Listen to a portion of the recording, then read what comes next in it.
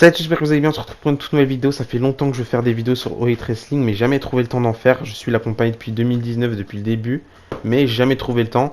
Là, je me suis dit c'est le bon moment, il y a Blood and Guts, il faut se lancer. Donc j'avais juste envie de faire une vidéo sur All Elite Wrestling, faire ma petite review. Je sais pas si je vais être actif et continuer de faire mes reviews chaque semaine comme je le fais avec Raw et SmackDown. J'ai toujours été focus sur le produit WWE puisque c'est ce que je regarde le plus. Mais j'aime beaucoup All Elite Wrestling aussi, donc j'ai envie d'en parler. J'ai envie de faire des vidéos. Encore une fois, je vous garantis pas que j'en ferai chaque semaine. Je vous garantis pas que chaque semaine il y aura ma review de Dynamite ou de Collision. Mais je vais essayer d'en faire le plus possible. Je sais pas si le format va changer. Là, j'essaie de faire un truc un petit peu plus chill, un petit peu différent de ce que je fais avec WWE où c'est vraiment. Je donne mon avis sur tout et tout ce qui se passe. Et à partir de temps en temps, je loupe 2-3 trucs. J'essaie de vous donner le maximum de détails et vous résumer ce qui se passe un petit peu chaque semaine. Là, ce sera vraiment sans prise de tête, je vais juste donner mon avis sur ce que j'ai pensé, ce que j'ai aimé, ce que j'ai pas aimé, les différents matchs, les différents shows. Et même si j'oublie deux, trois détails, c'est pas si grave que ça, encore une fois. C'est juste sans prise de tête. Là, on avait une bonne petite carte pour Dynamite Blood and Guts. C'est difficile à dire, enchaîner les deux. Mais on avait une bonne petite carte avec le Blood and Guts match, le retour de Kota Ibushi, enfin surtout les débuts de Kota Ibushi à la Elite Wrestling. J'avais hâte de voir ça, j'ai regardé le show en replay, j'ai pas regardé le show en direct pendant la nuit. Parce qu'encore une fois, c'est difficile de rester réveillé la nuit chaque show pour tous les shows qu'il y a tous les jours chaque semaine. Si je devais rester réveillé pour regarder tous les shows, ce serait vraiment impossible. Et même pour WWE, le contenu que je regarde plus, j'évite vraiment maintenant de regarder les shows la nuit. Je préfère regarder en replay. À l'époque, j'aimais beaucoup regarder les shows pendant la nuit, mais là, je suis team replay, donc j'ai regardé en replay. Je viens de terminer le show il y a à peine 30 minutes, je dirais. J'ai juste préparé 2-3 petites choses, 2-3 petites notes, même si, encore une fois, je risque de louper énormément de détails. Mais on a commencé directement le show avec le titre FTW, donc Hook qui défendait son titre face à Jack Perry. On connaît l'histoire. Jack Perry qui avait turn sur Hook à Forbidden Door, il me semble, juste après le match contre Sanada. On a Jack Perry, de temps en temps je risque de dire Jungle Boy parce que je suis toujours habitué à dire Jungle Boy, mais on a Jack Perry qui fait son entrée avec son ancien film son, mais il débarque pas. On a la salle qui s'éteint, donc il fait tout noir. On voit un petit clip où on a Jack Perry qui est en train d'enterrer Jungle Boy dans le sable. Je trouve que c'était bizarre comme clip en vrai de faire ça dans le sable. En plus, il s'enterre lui-même. Enfin bref, c'est du montage évidemment. Mais je trouve ça bizarre. Après, c'est quand même. C'était important de le faire. C'est pour marquer le coup. Jungle Boy, c'est fini. On a une nouvelle facette de Jungle Boy. Maintenant, c'est Jack Perry. Il fait son entrée avec une symphonie de Beethoven. Je crois la symphonie 5, si je dis pas de bêtises. Je suis même pas sûr en vrai si c'était Beethoven, mais je crois que c'était Beethoven. Je sais pas trop quoi en penser en vrai de ce film son d'entrée. Je pense pas que ça colle trop à Jack Perry. Ça colle à des catcheurs comme Gunther d'avoir des symphonies pendant leur entrée. Mais là, Jack Perry, je sais pas trop quoi en penser. J'aurais préféré peut-être un autre film song à la place. Mais bon, on verra si ça va continuer. On verra si ça va changer ou pas. Il fait son entrée. Ensuite, on a Hook qui fait son entrée. D'ailleurs, je vais vous donner mon avis sur Hook parce que j'ai un avis précis sur Hook. J'ai du mal à m'y faire en vrai à Hook. J'arrive pas à accrocher. Il y a un truc de sympa avec Hook, c'est qu'il en envoie. Il a du charisme, il a du style, il a tout ce qu'il faut. Mais j'ai du mal avec Hook, j'ai du mal à accrocher. Je sais pas pourquoi. J'apprécie énormément quand même, mais j'ai du mal à me dire ce mec-là ça va être le futur ou quoi que ce soit. D'ailleurs, il y avait eu 2-3 petits échos qui disaient que Taz, il aimerait bien que Taz, le papa de Hook, il aimerait bien que Hook plus tard il signe à la WWE ou quoi que ce soit. Je sais pas, en vrai, je sais pas si c'est le profil pour, je sais pas si c'est une vraie rumeur ou quoi que ce soit. C'est pas le plus important évidemment. J'ai juste hâte de voir comment il pourrait s'améliorer, comment il pourrait évoluer, s'il va garder ce personnage-là longtemps ou pas. Je pense que oui quand même. Mais j'ai du mal à m'y faire et j'attends un petit peu plus de Hook. C'est pour ça que ce match-là était important parce que c'est deux superstars, enfin deux catcheurs qu'il faut établir. Jack Perry, c'est le futur clairement, et Hook, on le voit comme futur aussi. Donc c'est un match hyper important. J'ai hâte de voir aussi plus tard quand Jack Perry affrontera d'autres personnes, des catcheurs un petit peu plus grands, Kenny Omega. J'aimerais bien aussi qu'il reprenne sa revanche sur Christian à l'époque où ils étaient en rivalité. J'ai hâte de voir ces catcheurs-là face à des grosses personnalités, des gros catcheurs, pas forcément des gros en gabarit, mais des grands catcheurs comme Omega, Jericho, John Moxley, etc. pour voir qu'est-ce qu'ils peuvent donner avec leur personnage actuel. Pas forcément dans le ring, hein, c'est juste surtout dans la storyline, dans la rivalité, voir comment ils pourraient s'imposer. Donc encore une fois, c'est pour ça que le match est important pour moi. En plus, c'est pour le titre FTW. Je me suis dit que ce match-là aurait pu être en pay-per-view parce que c'est quand même une chose marquante du produit Elite Wrestling en ce moment. Mais finalement, c'est quand même le titre FTW, donc FTW Championship en pay-per-view. Assez bizarre en vrai, donc c'était le bon moment d'avoir ce match-là. Blood and Guts, c'est un bon weekly, donc voilà. Dès le début du match, on a Jack Perry qui va attaquer Hook, mais Hook il va réussir à le contrer. C'était pas une ring flashy ou des moves flashy comme on a l'habitude d'avoir avec Jungle Boy à l'époque. Là même à un moment donné, on aura Jungle Boy, enfin Jack Perry qui va vouloir faire un springboard, mais il va pas permettre au public de voir ça, donc il va pas le faire. C'était un catch un petit peu plus méthodique où on avait vraiment laissé place à l'histoire plutôt qu'une ring et c'était pas plus mal parce que on sait de quoi il est capable Jungle Boy dans le ring, on sait de quoi Hook est capable dans le ring, même si pour moi il reste assez un petit peu green je trouve Hook dans sa manière de catcher, enfin bref. Mais maintenant on veut voir des histoires avec eux, donc je trouve que le match était hyper intéressant. À un moment donné on a une belle souplex de Hook en dehors du ring, enfin il était sur le coin du ring avec Jungle Boy, mais il lui a fait une souplex en dehors du ring, c'est pour moi le moment du match. Et à la fin du match aussi, on a eu un ref bump. On a Hook qui faisait ses souplexes. Et puis au moment où il faisait sa dernière souplex, on a Jack Perry qui a mis les doigts dans les yeux de l'arbitre, donc il voyait rien. Jack Perry l'a enchaîné en mettant un coup derrière la nuque de Hook. Il a fait le tomber, mais Hook il a réussi à s'en sortir. Ensuite, l'arbitre était toujours KO au sol, il me semble. Enfin, il y a eu un autre ref bump, puis l'arbitre restait KO au sol. On a Jack Perry qui prend la ceinture FTW, il va attaquer Hook avec et il va remporter le match pour devenir le nouveau champion FTW. Je sais pas trop quoi en penser en vrai de ce titre-là. J'espère qu'il pourra donner un petit peu plus de yeux sur ce titre-là, Jack Perry. J'ai hâte de voir l'évolution de Jack Perry. Pour moi, un catcheur de talent et qui a vraiment du futur. Donnez-moi votre avis dans les commentaires par rapport à ce match-là. Du coup, Jack Perry qui détrône Hook. Je crois qu'il avait une série d'invincibilité, il me semble, Hook. Maintenant, on va voir ce qui va se passer pour Jack Perry avec son titre et pour Hook, parce que ça risque d'être intéressant aussi maintenant qu'il a plus le titre. On va voir s'il va réussir à s'en sortir sans le titre et dans une autre histoire, parce que j'imagine que ça a été terminé entre Hook et Jack Perry, à moins qu'on ait une revanche ou quoi que ce soit dans plusieurs semaines. Je sais pas, mais voilà. Ensuite, on a eu un petit clip marrant entre temps avec Adam Cole et MJF. Toujours marrant cette histoire avec Adam Cole et MJF. Je trouve que ça fonctionne super bien leur duo. C'est deux catcheurs que j'apprécie énormément. J'ai hâte de voir la suite entre les deux. Et c'est vraiment marrant en vrai. De temps en temps, ça fait plaisir de laisser place à l'entertainment dans toute cette histoire-là, surtout Elite Wrestling qui est plus basé sur le in-ring et sur le catch. Là, ça fait plaisir de voir deux trois petites histoires comme ça avec MJF, Adam Cole, même si je sais qu'à un moment donné, ça nous tous nous briser le cœur parce que forcément, MJF c'est le champion, Adam Cole lui il veut devenir champion, de temps en temps Adam Cole il agit un petit peu comme ça, un petit peu traître. Je sais pas comment ça se passait encore, je sais pas si c'est MJF qui va tourner sur Adam Cole, si c'est Adam Cole qui va tourner sur MJF, ou si peut-être on n'aura jamais de turn, mais ça m'étonnerait en vrai. On sait que cette team elle grandit en nous et qu'à un moment donné ça va nous faire du mal de voir Adam Cole et MJF se séparer, mais bon c'est comme ça. Mais encore une fois le clip il était juste fou et il mangeait dans un restaurant chinois à Boston il me semble ou à Brooklyn je sais pas. Et c'était épicé. MJF il aime pas l'épicé, enfin bref c'était drôle, c'était hyper drôle, je vous conseille d'aller voir ce clip là. Entre temps on a eu un match de Britt Baker qui était pas annoncé. Elle a affronté Kayla Sparks, si je dis pas de bêtises, une catcheuse qui apparaît souvent à la WWE en tant que catcheuse locale, etc. Je crois qu'elle a fait deux trois matchs à la WWE, mais c'est une catcheuse qui se fait entendre en vrai. Elle se fait reconnaître. Après elle catch depuis longtemps, je crois qu'elle catch depuis qu'elle a 13 ans il me semble, ou 16 ans, je sais pas. Mais victoire rapide de Britt Baker, sans surprise en vrai, elle remporte le match avec sa soumission habituelle. Je suis plus trop fan de Britt Baker, j'ai jamais été fan de elle, que ce soit sa personnalité ou sa personnalité dans le catch. J'ai jamais été fan du personnage Britt Baker. En plus, je trouve que ces derniers temps, son in-ring il se dégrade un petit peu. C'est vraiment pas top. Ensuite, Sammy Guevara et Daniel Garcia ont affronté MJF et Adam Cole. L'équipe qui remporte ce match affrontera FTR pour les titres par équipe à Collision à la fin du mois, je sais plus du tout quelle date. Daniel Garcia et Sammy Guevara font leur rentrée en premier. D'ailleurs, Daniel Garcia, il me fait péter derrière, c'est un truc de fou. Vraiment, je commence à l'apprécier énormément, Daniel Garcia, sa petite danse qu'il fait à chaque fois. C'est hilarant. On a Jericho qui arrive en ringside, enfin en ringside, il vient à la table des commentateurs. D'ailleurs, Chris Jericho, plus tôt dans la soirée, il y a plusieurs clips où on le voit en meeting avec Don Callis, qui prépare quelque chose avec Chris Jericho, Don Callis. Je sais pas, on sait de quoi est capable Don Callis, mais on sait pas ce qui va se passer avec Chris Jericho, en tout cas c'est intéressant.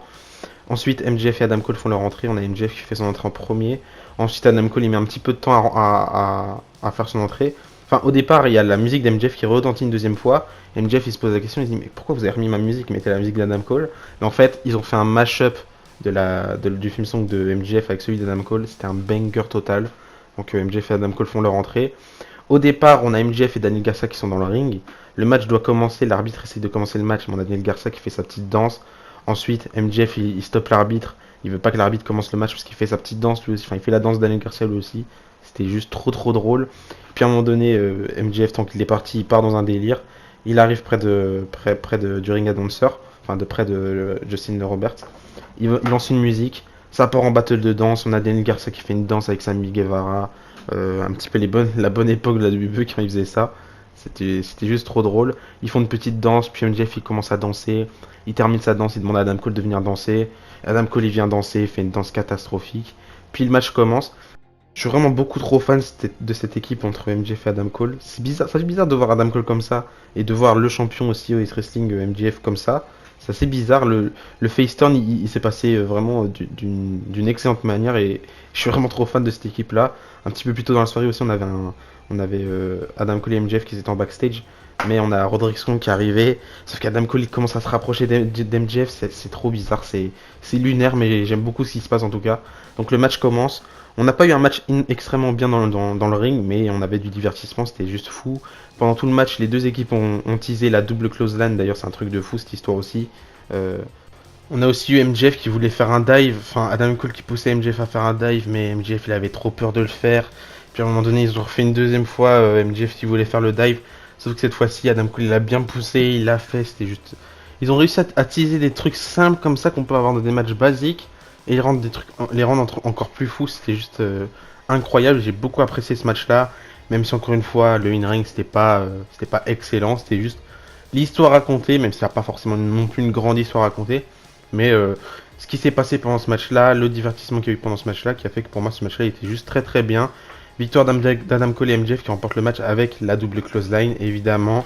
D'ailleurs, je sais plus du tout d'où ça part. Je crois que c'était Daniel Garcia et Sammy Guevara qui avaient remporté un match avec une double close line, ou alors c'était Big Bill et je sais plus qui qui avaient remporté ce match-là, un match avec une double close line, et ils trouvaient ça faux MJF, et du coup, c'est devenu un mème, ils l'ont fait, et c'était très marrant. Donc, victoire d'Adam Cole et MJF qui, du coup, iront affronter FTR à la fin du mois, je sais toujours plus quelle date pour les titres par équipe.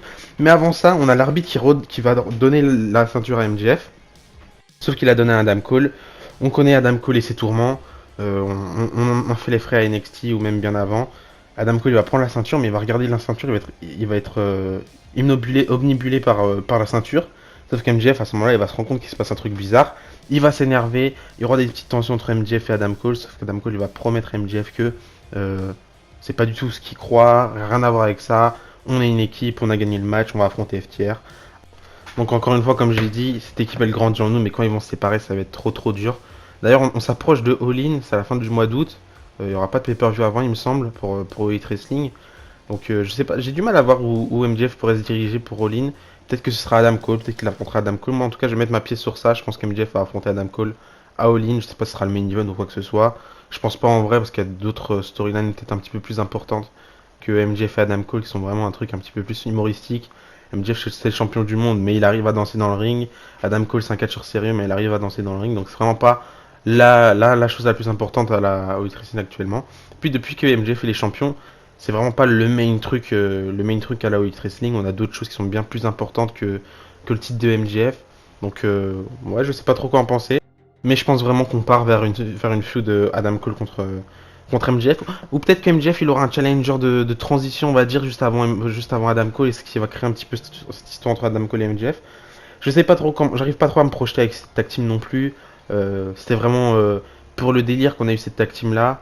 Je pense que ça va être du long terme et que c'est possible qu'on ait MJF et Adam Cole qui deviennent champions par équipe. Hein. C'est pas non plus impossible. Ça se fait souvent en général dans le catch où t'as une équipe qui se met en équipe, ils deviennent champions et puis le turn il arrive pendant qu'ils sont champions. Ça arrive souvent. La dernière fois que ça arrivait, enfin dans mes souvenirs, c'était Moxley et Rollins à l'époque où Dean Ambrose était sur sa dernière année à la WWE et qu'il a turn sur Rollins. Enfin bref. C'est pas non plus un truc très mémorable, mais c'est ce qui m'est resté en tête. Mais voilà, encore une fois, j'ai hâte de voir ce qui va se passer par la suite avec MJF et Adam Cole. Il y a aussi un truc qui s'est passé avec Daniel Garcia et Sammy Guevara. Il quitte le ring du coup, mais il quitte l'arène. Il y a Jericho qui veut quitter avec eux et je crois qu'il veut les féliciter en disant c'est pas grave, vous avez perdu, mais c'est pas très grave. Mais Daniel Garcia et Sammy Guevara vont s'en foutre totalement. Et Chris Jericho il va être tout seul. Donc je sais pas trop ce qui pourrait se passer avec JS, mais on verra bien. Et pour terminer aussi, on aura FTR qui vont venir confronter Adam Cole et MJF. Mais du coup, voilà. Et pour terminer, dernier match de la soirée, on a eu le Blood and Guts match. Très très gros match en vrai. Je m'attendais peut-être à mieux en termes de in-ring, mais c'est vrai que contrairement aux éditions précédentes, on avait moins de spots, je trouve, que les éditions précédentes, tout simplement. Surtout celui de l'année dernière, il m'avait beaucoup marqué, j'avais bien apprécié celui de l'année dernière, c'est peut-être mon préféré. Faudrait peut-être que je remate le match de hier, parce que j'en ai pensé que du bien de ce match-là, mais avec du recul, je trouve que c'était pas le meilleur Blood and Guts match de Elite Wrestling. Mais je me dis que peut-être si je le regarde plus tard, je sais pas, dans quelques mois, pas tout de suite, avec du recul, je me dirais que c'est peut-être le meilleur Blood and Guts match qu'on a eu avec Elite Wrestling. Après, on n'a pas eu énormément non plus. Mais peut-être que je pourrais me dire que c'était le meilleur parce qu'on a eu Kota Ibushi, parce que c'était l'Elite, parce que c'était Blackpool Combat Club. Je sais pas. Peut-être aussi que le fait que Bryan Danielson soit absent, ça a manqué quelque chose et on a eu cette histoire avec Pac, avec Konosuke, on y reviendra un petit peu plus tard. Mais du coup voilà, le match commence avec Claudio. Claudio qui fait son entrée en premier. Kenny Omega lui va faire son entrée pour l'Elite. Peut-être ce qui manque un petit peu à cette édition, enfin pas forcément cette édition, mais toutes les éditions de Blood and Guts, ce qui manque un petit peu c'est que tout le monde fait pas leur entrée en même temps, dans une cage, dans une shark cage, comme on peut l'avoir avec les Wargames match de WWE. Je trouve que c'est un petit plus, le fait que tout le monde soit là, que tout le monde puisse regarder le match, qu'ils soient pas, ils font pas leur entrée des backstage comme ils l'ont fait là avec les Blood and Guts. Mais du coup, on commence le match avec Kenny Omega et Claudio. Bon petit commencement entre les deux, ça combinait plutôt bien, je trouve. Ensuite, c'était Blackpool Combat Club qui avait l'avantage, donc on a la deuxième membre du Blackpool qui fait son entrée. C'était Pac, si je dis pas de bêtises. Là, un petit moment de flottement où Claudio et Pac vont prendre l'avantage sur Kenny Omega. Ensuite, on aura le deuxième membre de l'Elite qui va faire son entrée, et il me semble que c'est, si je dis pas de bêtises, c'était Nick Jackson. Pas du tout, c'était Adam Page. Et d'ailleurs, bon choix d'avoir fait rentrer Adam Page en deuxième. Pendant que je regardais le match, je me suis dit peut-être que Kota Ibushi pourrait rentrer en deuxième, puisque les Golden Lovers, ils seront en équipe contre deux autres personnes. Mais finalement, on a eu Adam Page, c'est pas plus mal non plus, parce qu'eux aussi ils étaient en équipe. Donc ça combinait plutôt bien entre les deux. Ils reprennent un petit peu l'avantage, le match redevient un petit peu plus divertissant que quand ils étaient quand c'était en 2 contre 1. Ensuite, troisième membre de Blackpool Combat Club, si je dis pas de bêtises, je crois que c'est Wheeler Yuta. À ce moment-là, c'est la pub, donc pas grand-chose à dire sur ce qui s'est passé avec Wheeler Yuta. D'ailleurs, ah non, c'est John Moxley qui fait son entrée, qu'est-ce que je suis bête. John Moxley fait son entrée, il fait son entrée avec des fourchettes carrément, les fourchettes sur la tête de Kenny Omega. Ensuite, il va prendre un seau, il va mettre des morceaux de verre, enfin bref, c'est John Moxley quoi. Et inutile de vous dire qu'en moins de 10 minutes, il va commencer à saigner, que ce soit du faux ou du vrai, je sais pas, mais il a quand même commencé à bleeder. Donc John Moxley fait son entrée. Ensuite, on a Wheeler Yuta qui va faire son entrée, mais avant ça, du coup, on aura Nick Jackson. Je crois que c'est Nick Jackson qui fait son entrée en premier. Ensuite, ce sera Matt Jackson qui va faire son entrée en deuxième, mais pas tout de suite. Donc on a Wheeler Yuta qui arrive. Il fait son entrée, mais il y a la pub qui commence, donc pas grand chose à dire sur ce qui se passe. D'ailleurs, John Moxley, ce qui me fait rire, c'est que il rentre dans le ring avec des fourchettes. Il prend une fourchette, mais il en donne une à Claudio. C'est assez drôle en vrai. Et dès le début du match, par contre, le truc intéressant, c'est qu'il y avait des tensions entre Pac et Claudio, vraiment dès le début, quand ils étaient en 2 contre 1 contre Kenny Omega. C'était intéressant à voir, puisque c'est vrai que Pac et Claudio, ils sont pas en équipe de base, puisque Pac il s'est rajouté en dernier membre à cause de la blessure de Bryan Danielson. Et je trouvais ça hyper intéressant de jouer là-dessus, jouer sur le fait que Claudio, il sait pas trop s'il peut faire confiance à Pac. Et c'était vraiment très très bien fait, c'était juste génial. Du coup, après, on a Konosuke qui fait son entrée.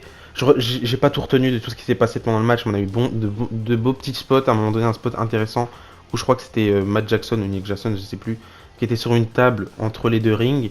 On a, euh, on a Pac qui monte, qui se suspend. Il va faire un double stomp du haut de la cage sur Matt ou Nick Jackson ou Konosuke, je sais plus trop qui c'était sur la table. On a eu des spots de fou. À un moment donné, il y a plusieurs spots où on a John Moxley qui ramène une planche remplie de clous. Ça peut paraître hyper impressionnant de voir plein de clous comme ça. On se dit, oh, des clous, ça plante et tout ça. Mais en vrai, ça fait beaucoup moins mal que si c'était juste un clou, deux clous, quatre clous ou vraiment beaucoup moins de clous. Parce que forcément, t'as tout le poids qui va se mettre sur tous les clous en même temps et pas sur un seul. Donc forcément, ça fait moins mal. Et même si ça paraît impressionnant et que c'était vraiment ouf à voir, ça fait pas si mal que ça en vrai. Tous les clous comme ça. Même si en plus, ils prenaient des beaux spots sur les clous. Je pense à Kenny Omega qui s'est pris un powerbomb, il me semble, sur les clous. Il s'est fait projeter sur les clous, puisque les clous ils étaient sur le coin du ring. Enfin bref, on a eu pas mal de beaux spots avec le clou et j'ai bien aimé. À un moment donné, on a Wheeler Yuta qui va sortir du ring, qui va sortir avec Matt Jackson du ring. Donc ils vont se battre pendant 5-10 minutes en dur du ring à deux. On a Kota Ibushi qui va faire son entrée, ça faisait plaisir de le voir. Il a une shape un petit peu plus différente d'habitude, après ça fait longtemps qu'il n'a pas catché, il est plus aussi actif qu'avant, donc forcément il est moins in shape je trouve qu'auparavant, et même dans sa manière de catcher, ça s'est ressenti un petit peu plus. Je donnerai mon avis sur ce qui s'est passé avec Kota Ibushi pendant le match, même si je pense que tout le monde a plutôt bien apprécié ce qui s'est passé. Donc Kota Ibushi arrive dans le ring, on a Matt Jackson et Wheeler Yuta qui s'attaquent en dehors du ring. Pas une grosse réaction par rapport à ça. Ensuite Wheeler Yuta et Matt Jackson ils vont monter sur le dessus de la cage. On aura Matt Jackson qui va faire ses souplexes habituels. D'ailleurs à un moment donné j'ai eu peur, je me suis dit ils vont se louper. Enfin pas forcément se louper mais ils vont aller trop loin, ils vont faire une souplex en dehors de la cage Enfin bref, j'ai bien aimé ce qui s'est passé pendant ce segment-là. À un moment donné aussi, ça va sortir les punaises. Puis on aura le spot habituel, enfin le moment habituel où on aura une équipe d'un côté et une autre équipe de l'autre côté. On aura Blackpool Combat Club qui va prendre un petit peu plus l'avantage. Ensuite, Konosuke et Kota Ibushi vont s'attaquer. C'était très bien à voir. J'ai bien apprécié avec les thumbtacks et tout ça. À un moment donné, on aura Pac qui va continuer de s'embrouiller avec Claudio. Et ce qu'il va décider de faire Pac, c'est qu'il va quitter le match, il va prendre des pinces, il va ouvrir la cage, il va partir. Donc il abandonne un petit peu son équipe à ce moment-là. Ensuite, là l'élite va reprendre l'avantage sur Blackpool Combat Club et ils vont massacrer Wheeler Yuta, John Moxley, etc. À ce moment-là, Don Callis il va se rendre compte qu'ils sont vraiment en difficulté et qu'ils vont jamais réussir à gagner le match. Il va demander à Konosuke de le rejoindre, donc Konosuke il quitte le match et à ce moment-là, ils prennent une chaise, je sais plus qu'est-ce qu'ils prennent d'autre, une chaîne, je sais plus qu'est-ce qu'ils prennent d'autre à un moment donné. Ils vont attaquer Wheeler Yuta qui est vraiment en train de saigner comme un fou. Et à ce moment-là, le match va être remporté par l'élite qui remporte le match. Ça a fait plaisir de voir Kota Ibushi malgré tout. Je dis malgré tout, mais pas réellement, parce que je trouve qu'ils ont juste pas assez exploité le fait qu'il y avait Kota Ibushi pendant le match. Même si en tout cas, il y a eu plein de moments marquants avec Kota Ibushi. Surtout le moment où il arrive dans le match et qu'on a Kenny Omega qui est en train de se faire attaquer par John Moxley. John Moxley qui a le pied sur la main de Kenny Omega sur les clous. Kota Ibushi qui arrive comme ça, il prend bien son temps pour aller attaquer John Moxley qui remplit de sang, qui fait des doigts comme ça. Enfin bref, j'ai trouvé que le moment était super marquant, mais je trouve qu'on aurait pu avoir plus de choses et un Kota Ibushi un petit peu plus présent dans le ring que ce qu'on a eu. Pour moi, c'est assez léger et j'aurais préféré avoir un petit peu plus. Donc victoire de l'élite, mais en vrai, on dirait pas trop comme ça, mais quand on prend du recul, on voit qu'il y a vraiment une grosse histoire qui est créée autour de ça. Les rôles sont un petit peu inversés. D'habitude, on a toujours eu des tensions dans l'élite. Là, les tensions, c'est plutôt dans Blackpool Combat Club. On a un John Moxley assez différent que John Moxley qu'on a d'habitude, où c'est vraiment pure violence. Là, c'est différent et il y a vraiment une histoire qui se crée avec tout ça. Et j'ai bien aimé un petit peu le contraste de ce match-là et c'est juste ouf à voir. D'ailleurs, après le match, il s'est passé plusieurs choses assez intéressantes. Déjà, Kota Ibushi, qui partage plutôt mon avis, je trouve, il s'est pas assez donné pendant le match. Il y avait des punaises qui restaient sur le ring. Et il va faire un bump sur les punaises tout seul, il avait envie. C'est un peu bête de faire ça, mais pourquoi pas, c'était assez marrant finalement. Et, euh, et je sais pas si j'ai déjà dit plutôt dans la review, mais on a Blackpool Combat Club et l'Elite qui ont serré la main, un petit peu à l'image de Triple H et la clique à l'époque. Donc c'était terminé enfin, cette storyline est terminée, j'imagine, sinon je vois pas pourquoi ils se seraient serré la main en guise de respect à la fin. Mais en tout cas, voilà. Je considère que les vainqueurs dans ce match-là, c'est plutôt Blackpool Combat Club parce qu'il y a plein de trucs à créer avec eux par la suite, avec toutes ces tensions-là. C'est plutôt l'équipe qui, pour moi, ressortit vainqueur de ce match-là, même si légalement, dans l'histoire, c'est plutôt l'élite qui remporte le match. Enfin bref, vous avez compris. On sait toujours pas du coup si Kota Ibushi va signer avec la All Elite Wrestling. Pour l'instant, il n'y a rien qu'à annoncer. Je me suis dit que enfin, j'avais pas. Ce matin, en regardant le show, j'avais pas regardé sur Twitter ce qui s'était passé, donc je sais pas s'il y avait forcément la photo habituelle où on aurait pu avoir Kota Ibushi, All Elite ou quoi que ce soit. Je m'étais rien spoil du tout. J'ai regardé finalement, j'ai rien trouvé. Mis à part un tweet assez intriguant de Kota Ibushi, je vais le lire si vous voulez. D'ailleurs, c'est en japonais, donc forcément, la traduction est peut-être pas fiable ou quoi que ce soit.